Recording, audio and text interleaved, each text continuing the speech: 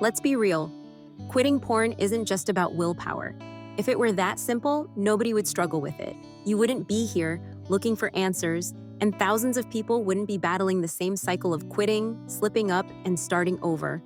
Porn rewires your brain. It creates automatic habits, triggers, and cravings that aren't just about desire, but about escape. Escape from boredom, loneliness, stress, or whatever else you don't want to face in the moment. And like any deeply ingrained habit, it doesn't just go away overnight. But here's the truth. What's wired in can also be rewired. If you've ever told yourself this is the last time, only to find yourself back in the same situation hours, days, or weeks later, you're not alone. And more importantly, you're not powerless. The key to breaking free from any addiction isn't to fight the habit with sheer force. It's to understand how it works and replace it with something better. Science has a lot to say about how to break compulsive behaviors, and today, we're going to talk about real, research-backed ways to stop watching porn for good. Before we dive in, let me ask you this. What's the biggest challenge you've faced when trying to quit a habit?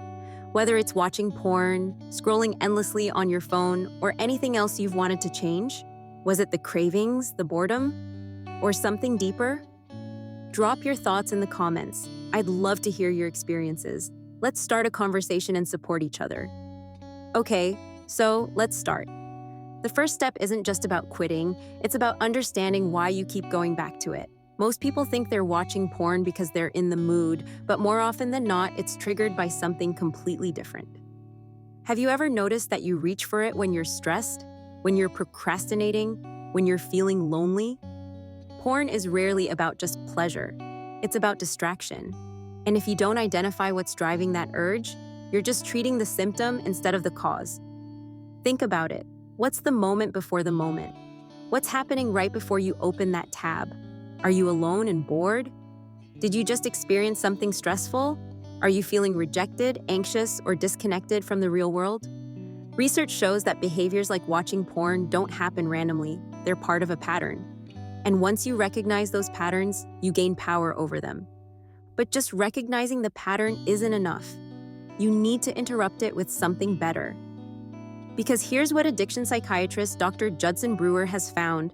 When you try to just stop a habit, your brain resists. The more you tell yourself, don't do it, don't do it, don't do it, the stronger the urge becomes. But if you replace that habit with something else, something that provides a similar reward, your brain starts rewiring itself. This is where habit swapping comes in. Instead of focusing on what you need to remove, think about what you can add. If you always turn to porn when you're stressed, what else can relieve stress in a healthier way? If it's boredom, what else can give you that same sense of stimulation? If it's loneliness, what can give you real connection instead of artificial satisfaction? Exercise is a powerful replacement. Physical activity not only distracts you in the moment, but also releases dopamine and serotonin, the same chemicals that porn hijacks. Other options? Reading, creative work, deep breathing exercises, anything that keeps your mind engaged and out of autopilot. But let's be honest, quitting porn isn't just about you and your brain, it's also about your environment. If you're constantly alone, if your routine is filled with idle time, if your phone and laptop are always within arm's reach, you're setting yourself up for failure. Research shows that habits thrive in environments that support them. So if you want to break a habit, you need to change the environment that reinforces it. That means setting boundaries, blocking sites, using accountability apps, creating physical distance between yourself and your triggers. Because if you make it harder to access, your brain has more time to reconsider. And while we're on the topic of connection, let's talk about something that most people overlook. You can't do this alone. Overcoming any addiction feels isolating, but it doesn't have to be. Author Johann Hari, who has studied addiction for years, said something powerful. The opposite of addiction isn't sobriety, it's connection. Most people think quitting porn is just about fighting urges, but the deeper truth? It's about filling the void that porn was covering up. Because here's the thing, porn is an easy substitute for something real. Real intimacy, real connection, real fulfillment.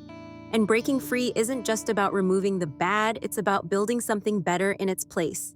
This means getting out of your own head and engaging with the world, spending more time with friends, talking to people instead of isolating yourself, Finding communities where you feel like you belong, because the more you build strong, meaningful relationships, the less you'll feel the need to escape into something artificial. But here's the reality: progress isn't always obvious. Some days will feel easy, others will feel impossible. That's why tracking your progress can make all the difference. Psychologist Roy Baumeister's research on self-regulation and habit change shows that what gets measured gets improved. The simple act of tracking your progress, whether it's marking your porn-free days on a calendar, using an app, or journaling about your experiences, reinforces your ability to change. Because when you have visual proof of progress, it does two things. It keeps you accountable. If you've been making progress and you feel the urge creeping in, looking at your streak can remind you of how far you've come. It gives you momentum. Seeing even small wins creates a sense of achievement, which motivates you to keep going. But let's be honest, sometimes, despite all the strategies, despite all the willpower, it still feels impossible to stop. That's when you need to remember you don't have to do this alone. Dr. Paula Hall, a leading therapist specializing in porn addiction, emphasizes that asking for help is one of the most important steps toward recovery. Many people feel ashamed to reach out, thinking they should be able to fix this on their own. But the truth? Getting professional guidance doesn't mean you're weak, it means you're smart.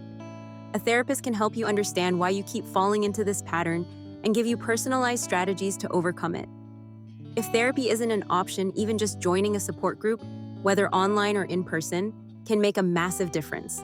Because when you surround yourself with others who are going through the same struggle, it reminds you that you're not alone in this. At the end of the day, quitting porn isn't about being strong enough to resist. It's about understanding what's keeping you stuck and making real, lasting changes in how you live your life. Recognize your triggers, swap bad habits for better ones, build connections, track your progress, ask for help when you need it, because this isn't about just stopping a habit, it's about taking back control.